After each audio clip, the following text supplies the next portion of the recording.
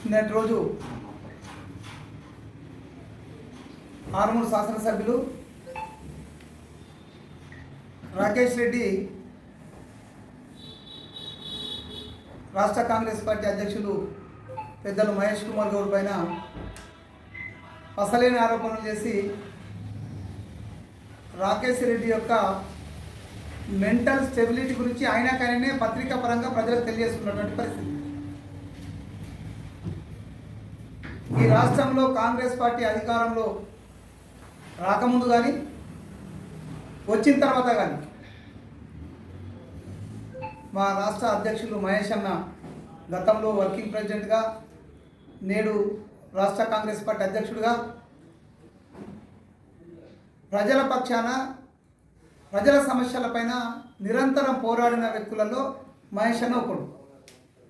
రాకేష్ రెడ్డి లాగా ప్యారాచూట్ పట్టుకొని వచ్చి బీజేపీ పార్టీలో టికెట్ కొనుక్కొని పోటీ చేసినటువంటి రకము మహేష్ అన్న కాలనే విషయాన్ని రాకేష్ రెడ్డి గుర్తుంచుకుంటే బాగుంటుంది.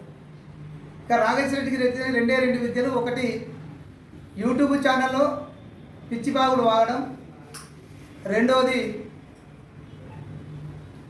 బాహ్య ప్రపంచంలో అధికార పార్టీకి సంబంధించిన పెద్ద నాయకుల దగ్గరికి వెళ్ళి మోకరిల్లడం. ఈ రెండు మాత్రమే తెలిసినటువంటి వ్యక్తి మన జిల్లాలో ఎవరైనా ఉన్నారంటే రాకేష్ రెడ్డి మాత్రం single person.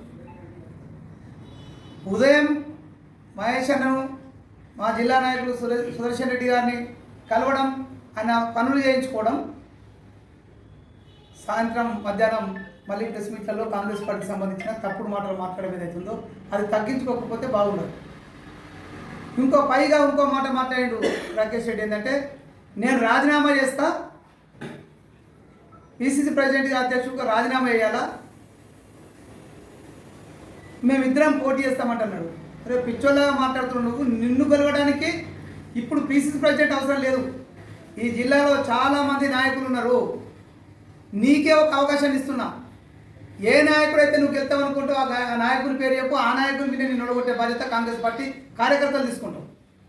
Choice is your. PCC ప్రెసిడెంట్తో నువ్వు తట్టుకునేది డిపాజిట్ కూడా రావు. నీకు దమ్ము ధైర్యం ఉంటే నిజాయితీ గల వ్యక్తి సవాల్ విసిరేటప్పుడు గుర్తుంచుకోవాలా. రాజీనామా చేయాలనుకుంటే ఎవరి మీద గెలుతామనేది కాదు. నువ్వు రాజీనామా చెయ్యు. నీ మీద కాంగ్రెస్ పార్టీ అభ్యర్థి గెలవకపోతే మేము రాజకీయంగా సన్యాసం తీసుకుంటాం. ఇది కానీ పిసిసి ప్రెసిడెంట్ రాజీనామా చేయమని ముఖ్యమంత్రి ఇవి కాదు నువ్వు మాట్లాడాల్సింది. నీకు శక్తి నిజంగానే నువ్వు ఆర్మూరు నియోజకవర్గ ప్రజలు గెలిపించిన 2.5 సంవత్సరాలలో వాళ్ళకు అన్ని రకాల సేవలు అందించిన నమ్మకం నీకుంటే ఇమ్మీడియట్లీ రాజీనామా చేయి. ఆ నమ్మకం మీద నువ్వు రాజీనామా చేయి. నేను ఓడగొట్టి చూపించకపోతే మేము కాంగ్రెస్ పార్టీకి సంబంధించిన కాదనే విషయాన్ని ఒప్పుకుంటాం. ఎన్ని అబద్ధాలు చెప్పినావు ఎలక్షన్కి ముందు. నీ సొంత పైసలతోటి ఊరుకు ఇల్లు కట్టిస్తామని చెప్పినావు. లెక్కలేని అబద్ధాలు చెప్పి ప్రజలను మభ్యపెట్టి గెలిచిన నువ్వు ఇవాళ ఇంకా మా నాయకుడు మహేష్ అన్నపై మాట్లాడము, ముఖ్యమంత్రి 2-3 రోజులు అయితే ముఖ్యమంత్రి దిగిపోతాడు. నీ మెంటల్ బ్యాలెన్స్కు ఇది పెద్ద ఉదాహరణ. ముఖ్యమంత్రి గురించి, ఈ రాష్ట్రంలో జరుగుతున్నటువంటి సంక్షేమాల గురించి, అభివృద్ధి గురించి మీ దేశంలో ఉన్నటువంటి బీజేపీ మంత్రులే, కేంద్ర మంత్రులు వేణోళ్ళ పొగుడుతుంటే నీవు పిచ్చోళ్ళలాగా మాట్లాడుతుంటే నేను ఏమన్నాలో అర్థం కాకుంటుంది. అందుకనే నిన్ను ఆర్మూరు నియోజక ప్రజలందరూ కూడా ఏమంటున్నారు, ఇది వన్ టైం వండర్, ఒక్కసారి మాత్రమే అది అనుకోకుండా గెలిచినటువంటి పరిస్థితి, ఇక భవిష్యత్తులో గెలిచేది లేదు అని ప్రజలు మాట్లాడుతున్నారు.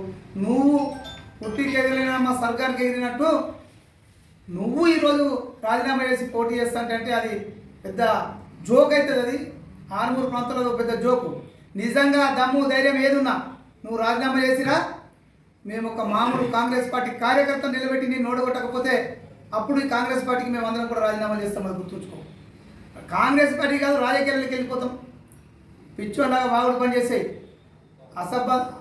అబద్ధపు మాటలు, అసందర్భ ప్రేలాపనలు ఆగకపోతే ఒక పక్క ఈరవత్రాణుల గురించి మాట్లాడతావు. నువ్వు మాట్లాడిన మాటలకు కౌంటర్ ఇచ్చిండు ఈరవత్రాణులు. ఈరవత్రాణులు ఒకసారి ఎమ్మెల్యే గెలిచిండు, 3 సార్లు పోటీ చేసిండు. ఈరోజు ఇంకా లైవ్ పాలిటిక్స్లో ఆయన బలంగా ఒక బీసీ వర్గం గురించి మాట్లాడుతుంటే బీసీలు అని మాట్లాడుతూ బుద్ధుండాల కొద్దిగా ఎమ్మెల్యే వాళ్ళు ఏంటిది గుర్తుంచుకొని వ్యవహారం చేయి. మా పిసిసి ప్రెసిడెంట్ అధ్యక్షుడి పైన చేసిన ఆరోపణలు వెనక్కు తీసుకోవాలా, ముఖ్యమంత్రి గురించి మాట్లాడే తప్పైందని ఒప్పుకోవాలా. నీకు నిజంగా దమ్ముంటే పిచ్చోళ్ళ వాడు కాదు, రాజీనామా చేసి చూపియు, ఇమ్మీడియట్లీ ఎలక్షన్లకు పోదాం. అలా నువ్వు గెలిస్తే మేము అందరం కూడా రాజకీయ సన్యాసం తీసుకుంటాం. నీ స్థాయికి పిసిసి ప్రెసిడెంట్ అవసరం లేదు. మాకు ఉన్న ఆర్మూర్ ప్రాంతంలో ఉన్న ఒక్క సింగిల్ చిన్న కార్యకర్త కూడా ఏర్పడుతుంది, గుర్తుంచుకోమని ఈ సందర్భంగా తెలియజేస్తాం.